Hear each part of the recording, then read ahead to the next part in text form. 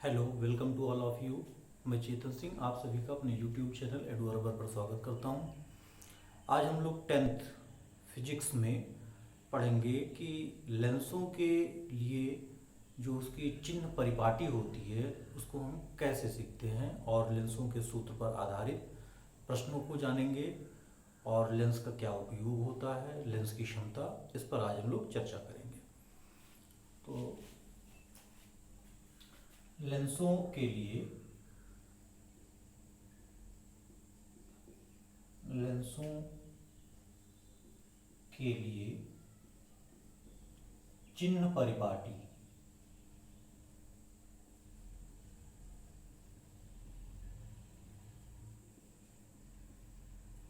लेंसों के लिए चिन्ह परिपाटी जैसे हम लोगों ने दर्पण के लिए चिन्ह परिपाटी पढ़ी है, ऐसे ही लेंसों के लिए भी हम लोग चिन्ह परिपाटी पढ़ेंगे। इसमें हम जानते हैं कि लेंस हमारे पास दो तरह के हैं। एक होता है उत्तल लेंस और एक होता है अवतल लेंस। चलिए, एक उत्तल लेंस हमने ले लिया, एक अवतल लेंस ले लिया। दोनों के लिए हम बता दे रहे हैं। ये मुख्य अक्ष हुआ, ये इसके लिए भी मुख्य अक्ष हुआ, ये इस उत्तल लेंस के लिए प्रकाशिक केंद्र होगा, ऐसे ही अवतल लेंस के लिए ये प्रकाशिक केंद्र होगा।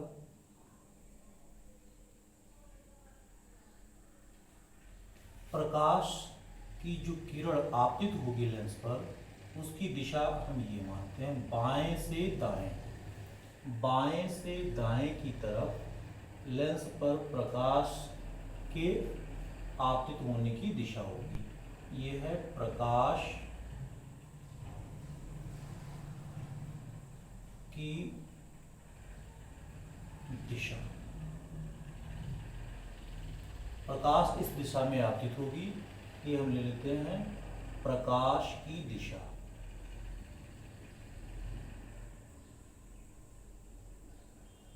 जितनी भी दूरियां नापी जाएंगी वो सब प्रकाशिक केंद्र से नापी जाएंगी, प्रकाशिक केंद्र से दूरियां नापी जाती हैं। अब जैसे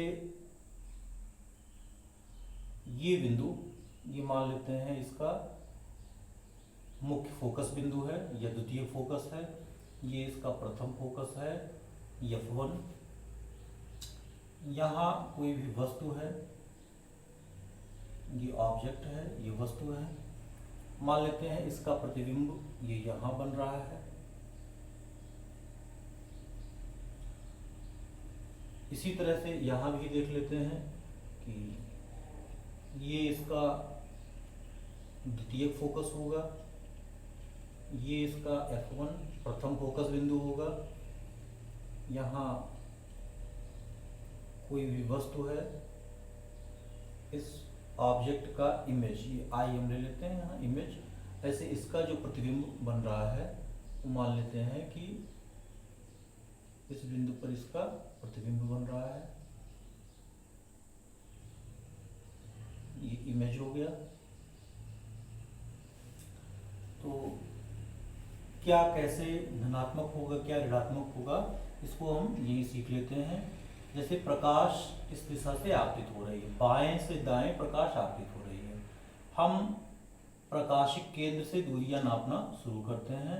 तो ये वस्तु है, तो वस्तु की दूरी क्या हो गई, ये ऋणात्मक हो गया, इसलिए हम इसको -u से लिखेंगे, ये -u हो गया।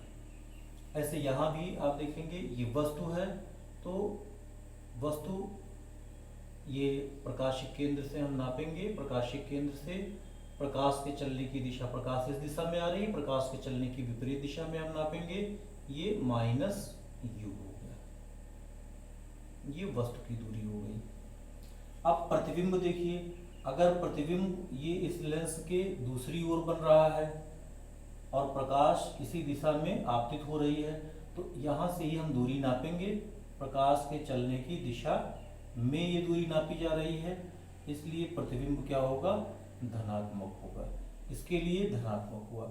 लेकिन इसमें हम उल्टा नापेंगे, इस दिशा में नापेंगे, क्योंकि प्रतिबिंब वस्तु की ही ओर है, इसलिए ये माइनस v होगा।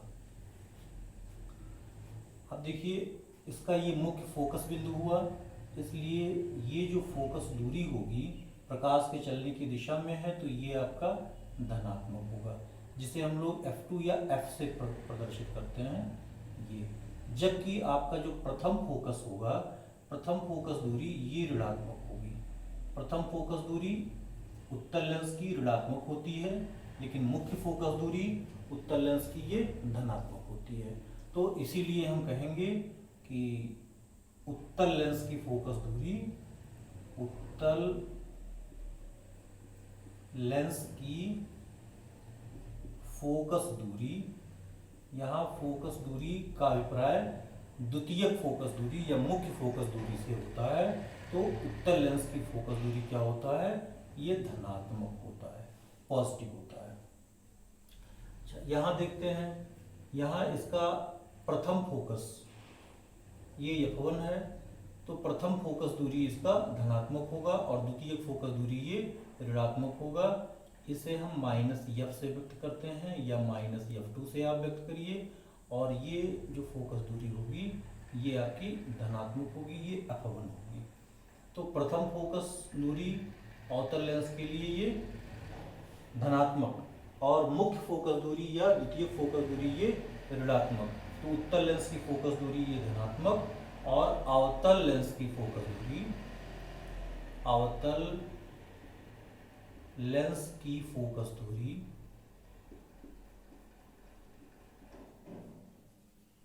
अवतल लेंस की फोकस दूरी क्या हो गई, ये नेगेटिव हो गई, ये ऋणात्मक हो गई। अब देखिए मुख्य अक्ष से ऊपर जो भी वस्तु की लंबाई या प्रतिबिंब की लंबाई नापी जाएगी वो धनात्मक होगी, तो ये आपका पॉजिटिव होगा। और जो नीचे की तरफ, मुख्य अक्ष से नीचे की तरफ लंबाई नापी जाएगी ये नेगेटिव होगी। तो ऊपर की तरफ आपका पॉजिटिव, ऐसे यहाँ भी ये आपका पॉजिटिव होगा, और प्रतिबिंब है तो ये भी आपका पॉजिटिव होगा। तो ऊपर की तरफ धनात्मक और नीचे की तरफ आपका ऋणात्मक मुख्य अक्ष से दूरियां जो होंगी ये ली जाती हैं। अब लेंस के लिए सूत्र देखिए, लेंस की फोकस दूरी के लिए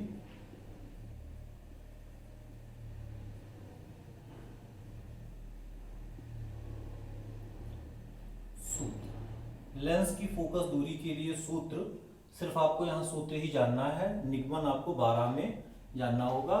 जो इच्छुक होंगे वो 12 के कोर्स से जान लेंगे, 12 में आपको भी दे दिया जाएगा, आपके चैनल पर भी दे दिया जाएगा। तो फोकस दूरी के लिए जो सूत्र है ये उत्तल और अवतल दोनों के लिए ही लागू होता है। ये है सूत्र हमारा 1/f बराबर 1/v माइनस 1/u। ये उत्तल लेंस के लिए भी फोकस दूरी के लिए सूत्र लागू होगा, और अवतल लेंस के लिए भी फोकस दूरी के लिए सूत्र लागू होगा। जहां आपका F क्या है, लेंस की फोकस दूरी, लेंस की फोकस दूरी। आपका U क्या है, लेंस से वस्तु की दूरी, लेंस से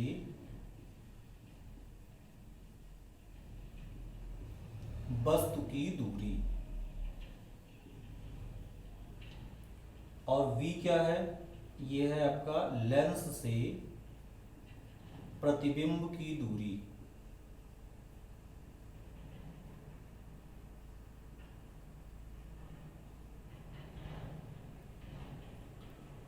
तो न्यूमेरिकल में हम इस सूत्र का प्रयोग करेंगे।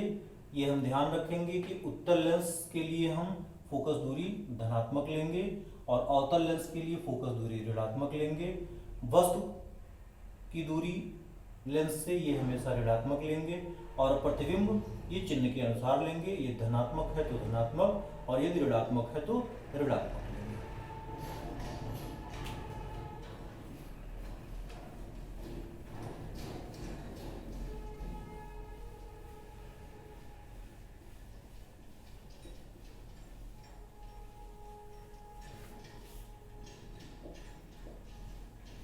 लेंसों के लिए आवर्धन देखते हैं।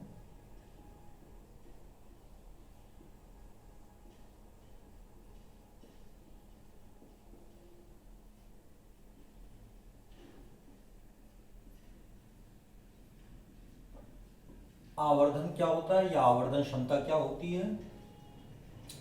प्रतिबिंब की लंबाई और वस्तु की लंबाई का अनुपात ही उस लेंस की आवर्धन क्षमता कहलाती है। तो किसी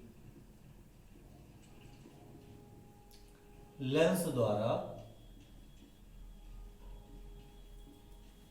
बने प्रतिबिंब की लंबाई, किसी लेंस द्वारा बने प्रतिबिंब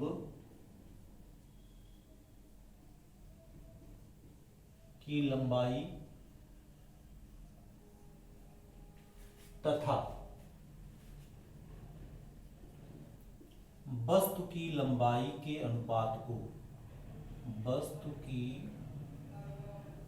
लंबाई के अनुपात को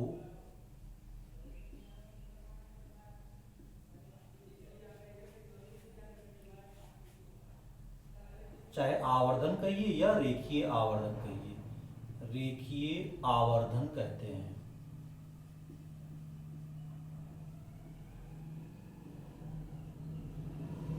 रेखीय आवर्धन कहते हैं। किसी लेंस द्वारा बने प्रतिबिंब की लंबाई तथा वस्तु की लंबाई के अनुपात को रेखीय आवर्धन कहते हैं। रेखीय आवर्धन को हम लोग m से लिखते हैं, ये स्मॉल m हो गया। प्रतिबिंब की लंबाई, प्रतिबिंब की लंबाई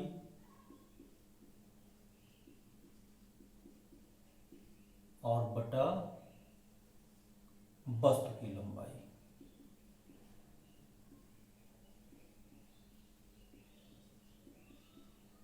प्रतिबिंब की लंबाई को अगर हम लोग I से डिनोट करते हैं और वस्तु की लंबाई को हम O से डिनोट करते हैं तो m बराबर I/O हो गया।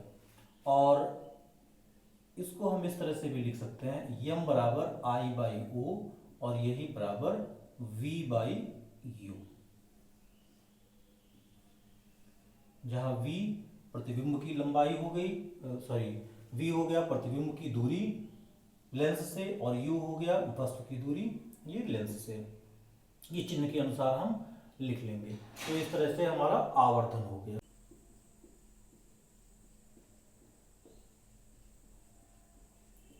Power of lens.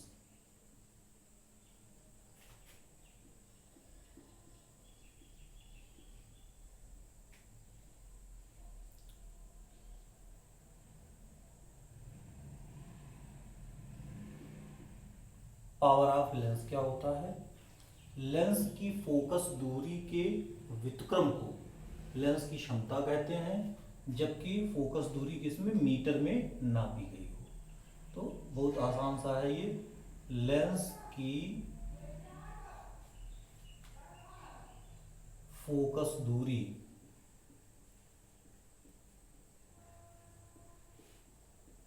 के व्युत्क्रम को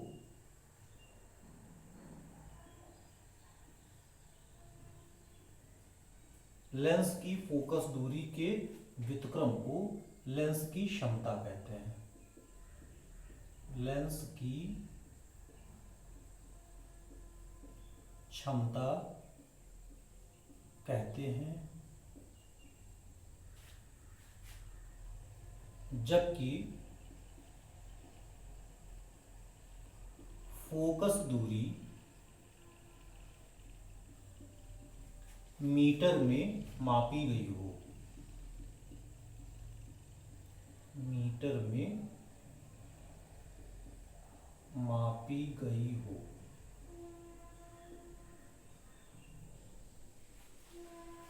अब देखिए लेंस की क्षमता को हम लोग P से लिखते हैं। लेंस की क्षमता ये P से लिखे, P बराबर हो गया 1 बटा फोकस दूरी, फोकस दूरी को हम लोग किससे लिखते हैं, F से। और ये एफ किस में होना चाहिए, मीटर में, मीटर में। तो 1 बटा ये फोकस दूरी हो गया, फोकस दूरी आपका मीटर में हो गया। अगर सेंटीमीटर में है तो हम P बराबर लिख सकते हैं 100/F सेंटीमीटर में। तो ये हमारा सूत्र हो गया लेंस की क्षमता का। और लेंस की क्षमता का जो मात्रक होता है ये डायोप्टर कहलाता है। लेंस की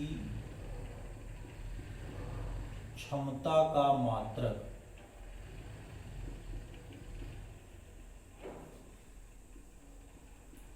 डायोप्टर, इसे हम लोग कैपिटल डी से लिखते हैं, डायोप्टर। लेंस की क्षमता का मात्रक क्या है, डायोप्टर। जैसे उत्तल लेंस की फोकस दूरी धनात्मक होती है, तो उत्तल लेंस की जो क्षमता होगी ये प्लस डी होगी। उत्तल लेंस की क्षमता, उत्तल लेंस की जो क्षमता होगी ये प्लस डी होगी, ये धनात्मक होगी क्योंकि इसकी फोकस दूरी धनात्मक होती है। और अवतल लेंस की क्षमता, अवतल लेंस की क्षमता ये माइनस डी लिखा जाएगा क्योंकि अवतल लेंस की फोकस दूरी ये ऋणात्मक होती है। तो फोकस दूरी धनात्मक तो क्षमता भी धनात्मक, और फोकस दूरी ऋणात्मक तो लेंस की क्षमता भी ऋणात्मक, ये माइनस डायोप्टर होता है। अब देखिए अगर कई लेंसों को एक साथ जोड़ करके रख दिया जाए तो उनके संयुक्त लेंस की फोकस दूरी, उनकी क्षमता क्या होगी। तो यहाँ हम लोग देख लेते हैं संयुक्त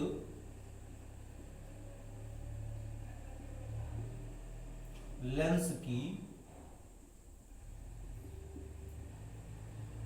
फोकस दूरी, संयुक्त लेंस की फोकस दूरी, इसके लिए हम इस सूत्र का प्रयोग करेंगे। अगर कोई इस पे न्यूमेरिकल रहता है, हालांकि बहुत कम ही आपके यहाँ पूछा जाएगा, लेकिन 1/F बराबर 1/F1 plus 1/F2 plus 1/F3 plus and so on, अन्य जितने भी हों 1/Fn, जितने भी लेंसों को ये एक साथ रख दिया जाए, एक साथ सटा के रख दिया जाए, तो उन सभी की फोकस दूरियों के व्युत्क्रम का जो योग होगा वो 1/F के होगा, जहाँ F जो है ये संयुक्त लेंस की फोकस दूरी, संयुक्त लेंस की फोकस दूरी ये अगर कैपिटल F से लिया गया है तो इसके लिए हम इस सूत्र का प्रयोग करते हैं। और इस सूत्र में हम ये ध्यान रखते हैं कि यदि सभी उत्तल लेंस हैं तो सब धनात्मक होगा, सभी अवतल लेंस हैं तो सबका F1 F2 F3 ये सब ऋणात्मक होगा, तो आपका F भी ऋणात्मक होगा। ऐसा भी हो सकता है कि कोई धनात्मक हो कोई ऋणात्मक हो। तो जैसे मान लीजिए पहला लेंस आपका उत्तल है तो इसको हम धनात्मक लिखेंगे, दूसरा उत्तल है तो इसको भी धनात्मक लिखेंगे, लेकिन तीसरा अवतल है तो इसको ऋणात्मक लिख देंगे। तो ये इसके हम चिन्ह का ध्यान रखेंगे। ऐसे ही संयुक्त लेंस की फोकस दूरी को हम P से लिखते हैं, संयुक्त लेंस की फोकस दूरी, संयुक्त लेंस की फोकस दूरी ये अगर P से लिखते हैं तो इसके लिए भी सूत्र 1/F, ये आपका P हो गया कैपिटल P, 1/F1 मतलब P1 हो गया, 1/F2 माने P2 हो गया, 1/F3 माने P3 हो गया, एंड सो ऑन प्लस करके and so on plus 1/Fn का मतलब Pn हो गया। तो इस तरह से ये संयुक्त लेंस की फोकस दूरी का संयुक्त लेंस के तुल्य क्षमता का ये सूत्र होगा। ये P बराबर P1 plus P2 plus P3 plus and so on plus Pn होगा, जहां ये P1 P2 P3 जो लेंस एक साथ रख करके जोड़े गए हैं उनकी ये क्षमताएं होंगी। ये भी अगर उत्तल लेंस होगा तो हम धनात्मक लिखेंगे और अवतल लेंस होगा तो ऋणात्मक लिखेंगे। तो ये लेंस की क्षमता थी।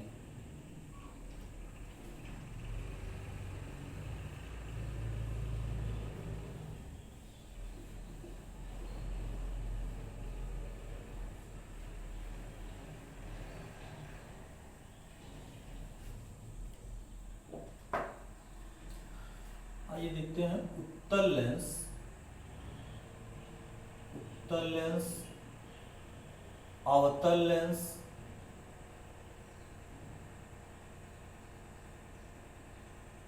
तथा वृत्ताकार प्लेट। कांच का ही चलिए लेते हैं, कांच के वृत्ताकार प्लेट की पहचान।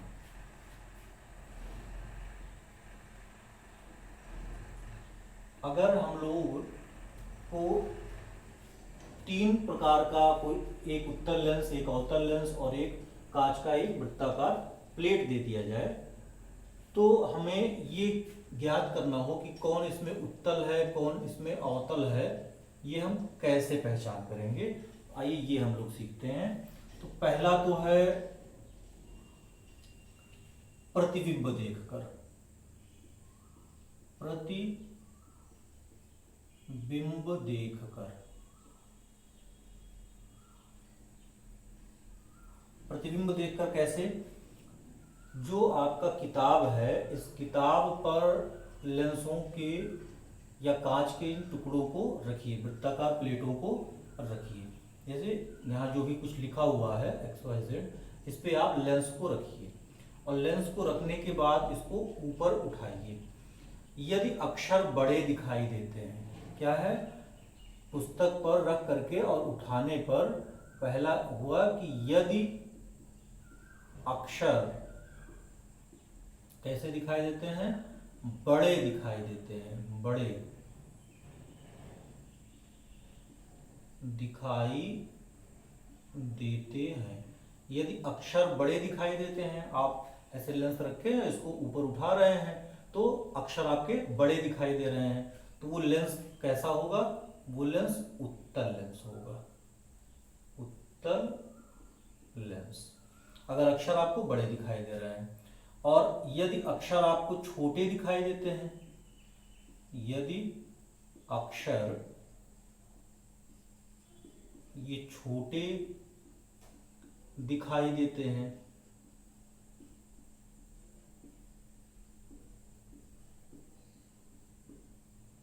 अक्षर अगर छोटे दिखाई देंगे तो वो अवतल लेंस होगा। ऊपर भी आप करते जाएंगे तब भी आपको छोटा ही दिखाई देगा, तो वो अवतल लेंस होगा। और यदि आपको ऊपर या नीचे करने पर हमेशा अक्षर समान दिखाई देता है, तो वो एक कांच का वृत्ताकार प्लेट होगा। यदि अक्षर समान दिखाई देते हैं, न छोटे हैं न बड़े हैं, समान दिखाई देते हैं,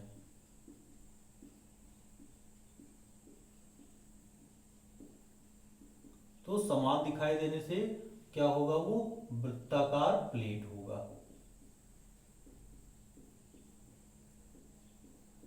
ये ना तो उत्तल लेंस होगा और ना ही अवतल लेंस होगा।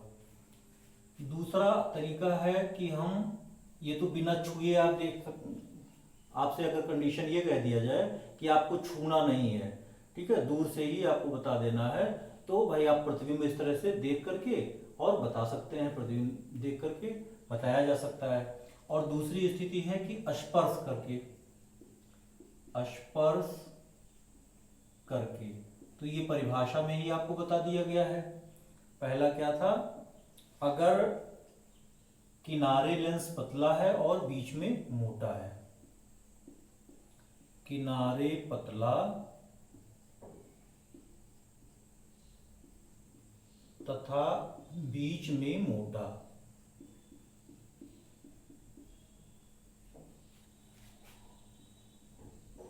अगर लेंस किनारे पतला है और बीच में मोटा है तो वो कैसा लेंस होगा? वो उत्तल लेंस होगा। ये परिभाषा में भी हम लोगों ने पढ़ा है, इसका चित्र भी जाना है।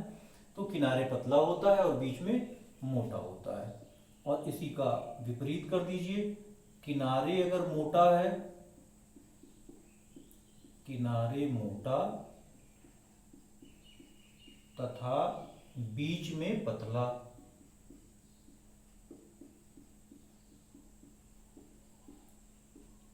अगर बीच में पतला है और किनारे मोटा है तो वो लेंस कैसा होगा? अवतल लेंस होगा, वो अवतल लेंस होगा।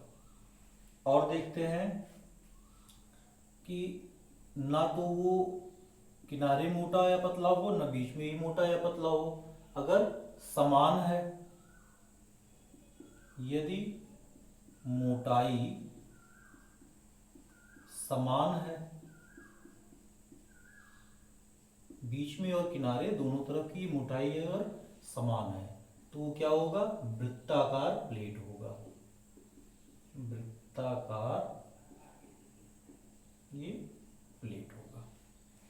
अब इनका थोड़ा सा उपयोग देख लेते हैं कि लेंसों का क्या उपयोग है।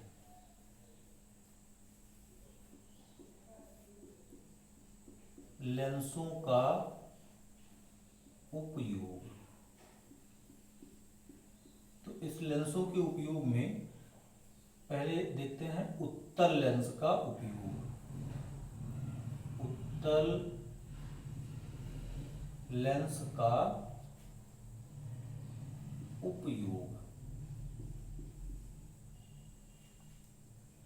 अब उत्तल लेंस का उपयोग आप देखिए, सबसे प्रमुख जो उपयोग है वो है जो ऑप्टिकल इंस्ट्रूमेंट होते हैं, जैसे आपका सूक्ष्मदर्शी, दूरदर्शी, है ना, प्रोजेक्टर, ये प्रकाशिक यंत्र इसको कहते हैं हम लोग, प्रकाशिक यंत्र। इस प्रकाशिक यंत्रों में इसका प्रमुख उपयोग होता है। प्रकाशिक यंत्र में जैसे आपका प्रकाशिक यंत्रों में जैसे सूक्ष्मदर्शी,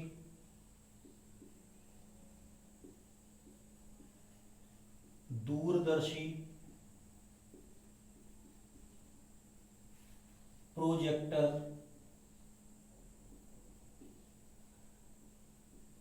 इन सब प्रकाशिक यंत्रों में उत्तल लेंस का उपयोग होता है। ऐसे ही आप देखते होंगे कि घड़ी साज जो आपके घड़ियों के छोटे छोटे पुर्जों को बनाता है, और नाक, कान, गला, आंख, इनके जो डॉक्टर हैं ये भी इस लेंस का उपयोग करते हैं। तो लिख दे रहे हैं आपका घड़ी साज तथा नाक, कान, गला के डॉक्टर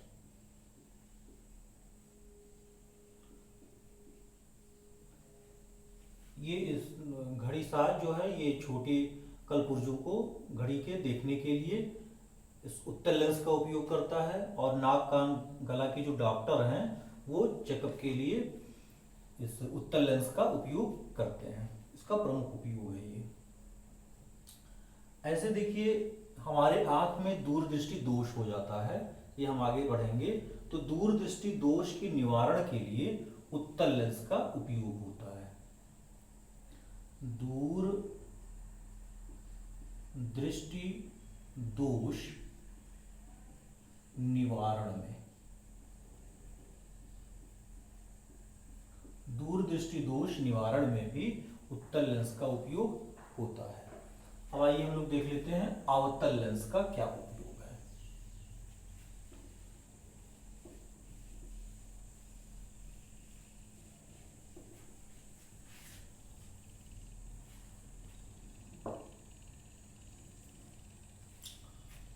दूसरा लिख लेते हैं अवतल लेंस का उपयोग।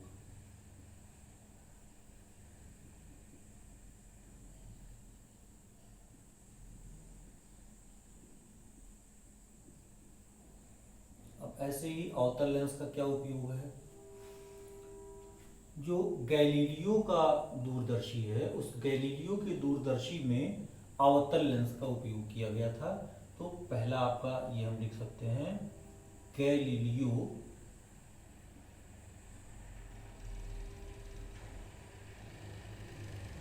के दूरदर्शी में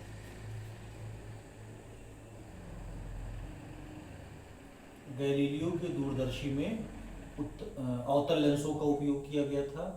और जिस तरह से दूरदृष्टि दोष निवारण में उत्तल लेंस का उपयोग होता है, ऐसे निकट दृष्टि दोष निवारण में अवतल लेंसों का उपयोग होता है।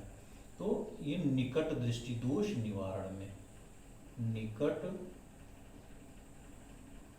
दृष्टि दोष निवारण में, निकट दृष्टि दोष निवारण में हम लोग अवतल लेंस का उपयोग करते हैं।